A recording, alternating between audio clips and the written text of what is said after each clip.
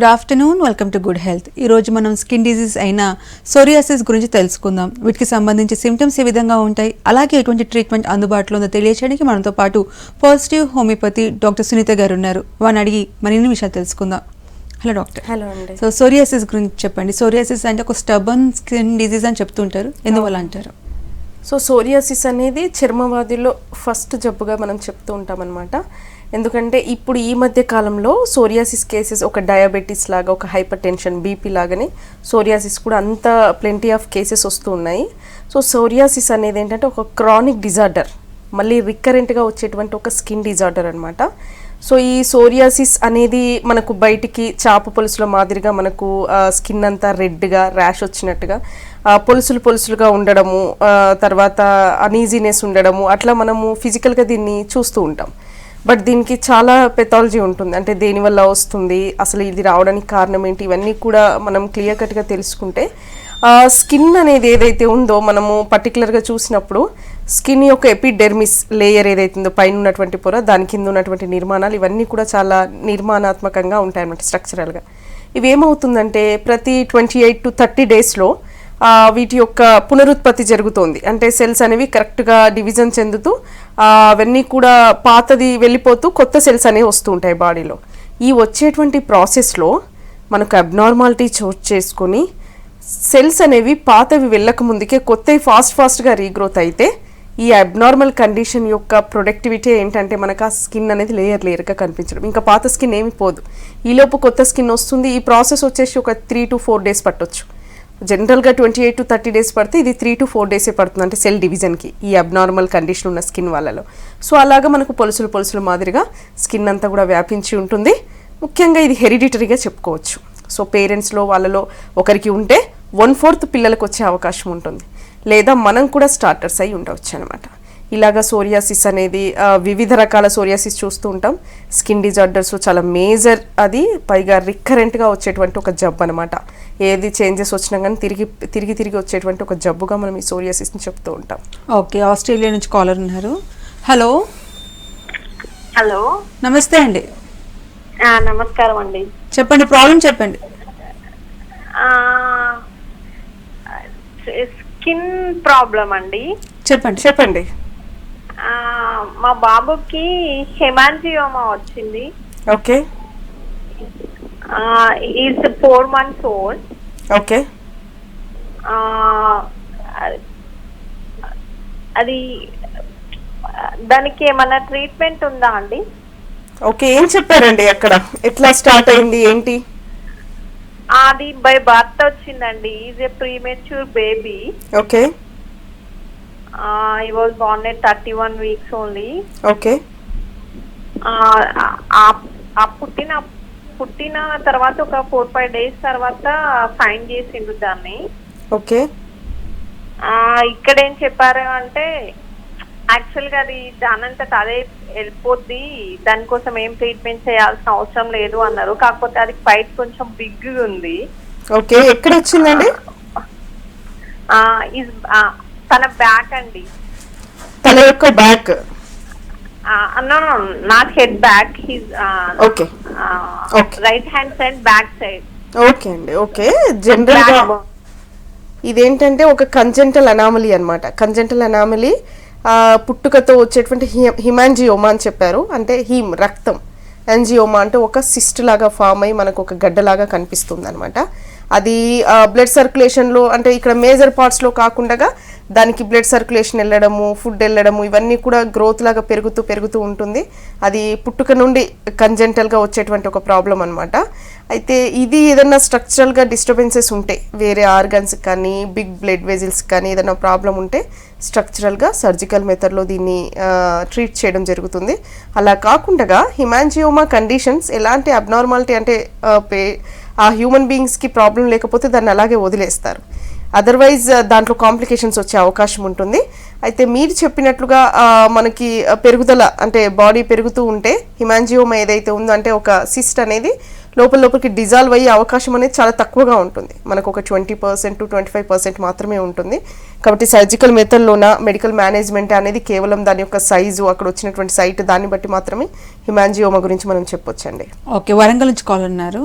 Hello hello నమస్తే అండి, నమస్తే. చెప్పండి ప్రాబ్లం చెప్పండి, డాక్టర్ గారు ఉన్నారు.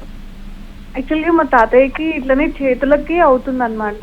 ఎట్లా అంటే చిన్న చిన్న బ్లాక్ గా అంటే దురద వస్తుంది ఊరికే. ఓకే చాలా స్కిన్ డాక్టర్స్ కి చూపెట్టాము. ఓకే ఏమన్నారంటే ఇది కొంచెం నియర్ టు సోరియాసిస్ డిసీజ్ అని అన్నారు.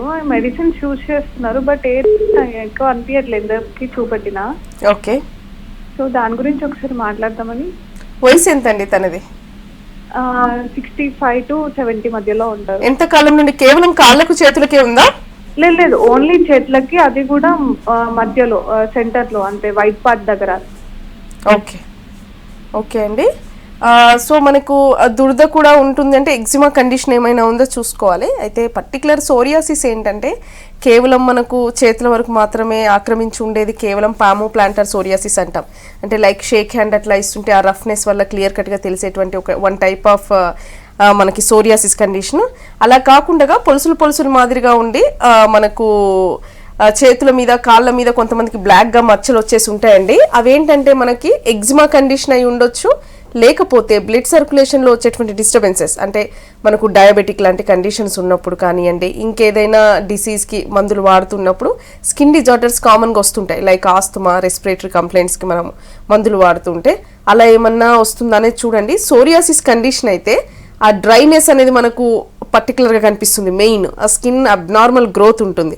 అలాగే కీళ్ళకి తర్వాత మనకి గోళ్ళకు కూడా వ్యాపించి విపరీతమైన స్టిఫ్నెస్ ఉంటుంది. ఇవన్నీ లక్షణాలు దానికి ఉన్నాయా లేదా చూడండి. సోరియాసిస్ అయినప్పటికీ కూడా పర్టికులర్ ఈ హోమియోపతి వే ఆఫ్ ట్రీట్మెంట్తో కాన్స్టిట్యూషనల్ ట్రీట్మెంట్ ఇంటర్నల్గా వేయడం వల్ల ఎక్కడ ఈ చేంజ్ వచ్చింది, స్కిన్ అనేది అబ్నార్మల్ గ్రోత్ కానీ అబ్నార్మల్గా డివిజన్ అవుతూ ఈ డిసీజ్ రావడానికి గల కారణాన్ని, మన మూల కారణాన్ని గుర్తించి మనకు ట్రీట్మెంట్ ఇస్తే పర్మనెంట్గా ఇంటర్నల్గా ట్రీట్మెంట్ అనేది జరిగి ఆ డిసీజ్ కండిషన్ అనేది తగ్గిపోయే అవకాశం ఉంటుంది. ఒకసారి వచ్చి కన్సల్ట్ అవ్వండి. మనము స్కిన్ డిజార్డర్స్ అంటే పర్టికులర్గా ఆన్ ఎగ్జామినేషన్ ద్వారా మాత్రమే క్లియర్ కట్గా చెప్పి డయాగ్నోసిస్ చేసి దాన్ని బట్టి మనం ట్రీట్మెంట్ అనేది అందిస్తాం. ఓకే, నెక్స్ట్ కాల్ తీసుకుందాము. హలో హలో హలో చెప్పండి ప్రాబ్లం చెప్పండి, డాక్టర్ గారు ఉన్నారు. Hello hello good afternoon madam. Good afternoon, చెప్పండి మేడం నాకు ఏజ్ 24 years మేడం.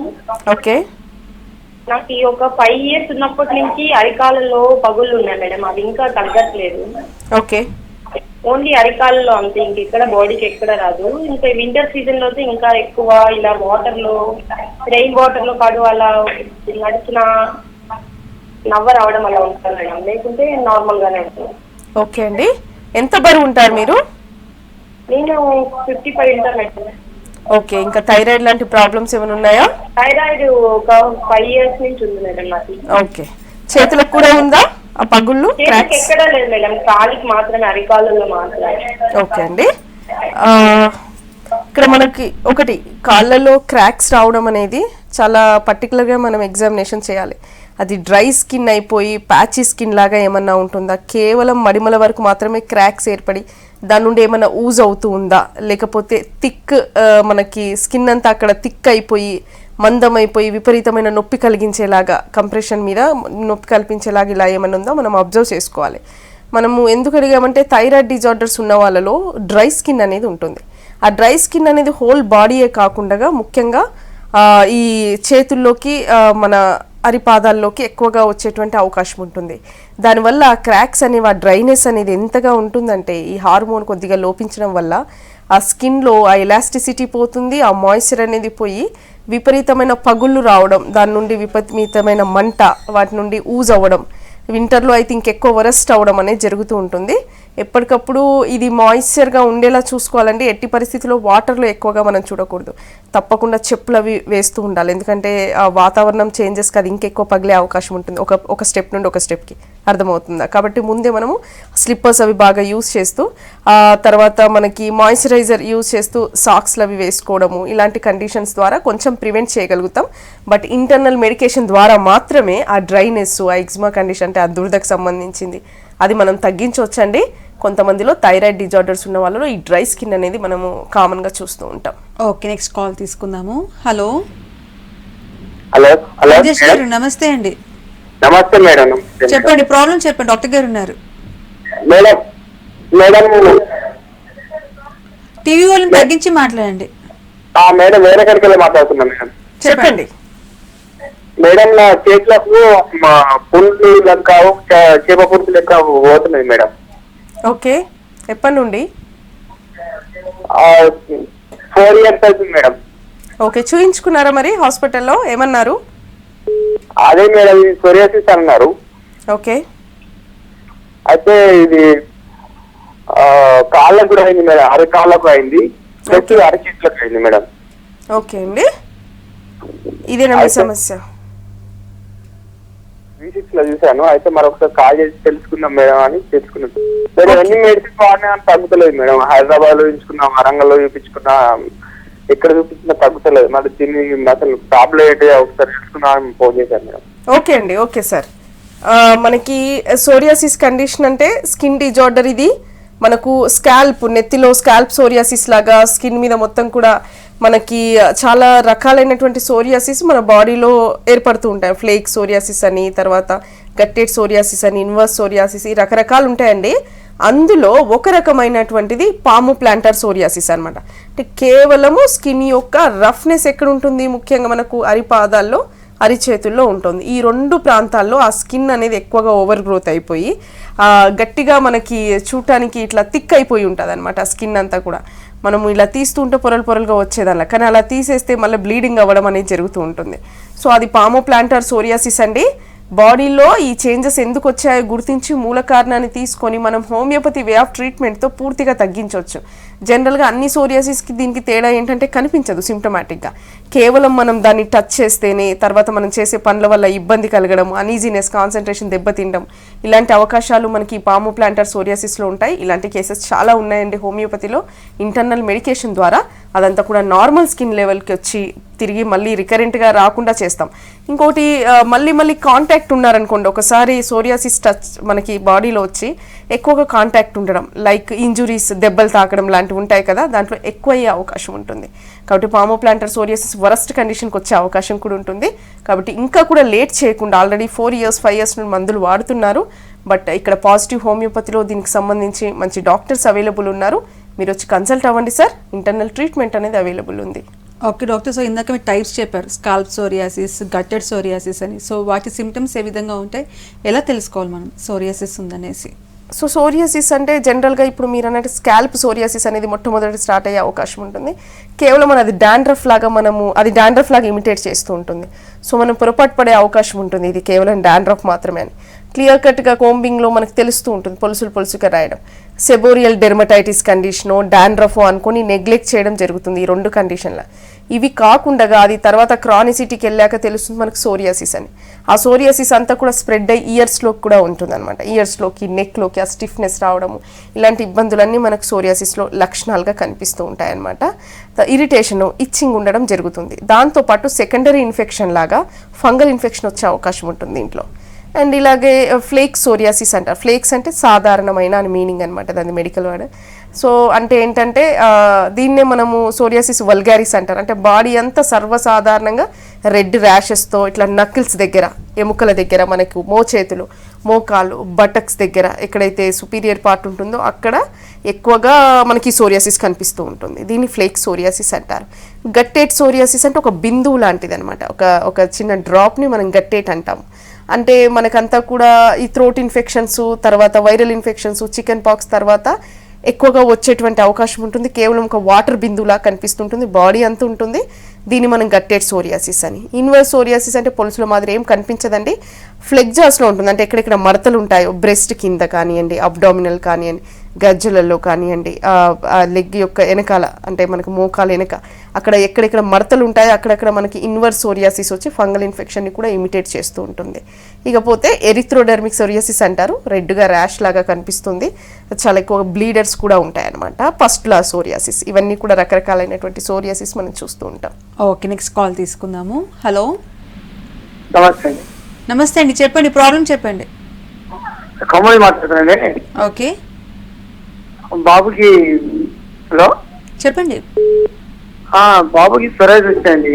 3 months అయింది మేడం. మేడం గారు మాట్లాడదామని. చెప్పండి సార్, వింటున్నాను. లేబర్ ఆల్రెడీ నెత్తి మీద వచ్చాను ముందు. ఓకే అదేదో మా డెడ్ ఆఫ్ అని మేము ఊరుకున్నాం. ఓకే ఏమైందంటే తర్వాత చూసామని అది సరైజ్ తెలిసింది మేడం. ఓకే అండి. సో బ్లడ్ టెస్ట్ చేయించాం. బ్లడ్ టెస్ట్ చేస్తే ఆల్రెడీ అది సరైజ్ పాజిటివ్ వచ్చింది మేడం. సో దాన్ని ఆల్రెడీ మేము మందులు వాడతాం కానీ అది వాడినప్పుడు ఆయిల్ అవి ఆయిల్ వాడుతున్నాం, మెత్త పడుతుంది, ఊరుతుంది మేడం అది. ఓకే దాని మీద ఆయింట్మెంట్ వాడతాం, ఆయింట్మెంట్ ఊరుతుంది, వస్తుంది.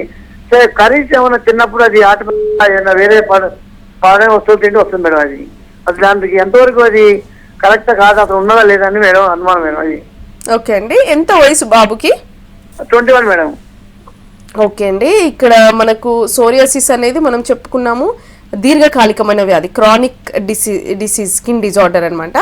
అంటే ఇది ఏమవుతుందంటే ఫుడ్ అనే కాదు, వాతావరణం చేంజ్ అయినా, కొంచెం స్ట్రెస్కి గురైనా, నిద్ర పట్టని స్థితి ఉన్నా, ఏమన్నా మందులు వేరే దానికి వేసుకున్నా, ఇవంతా వర్స్ట్ కండిషన్ అంటే అగ్రవేట్ అయ్యే ఛాన్సెస్ ఉంటాయి.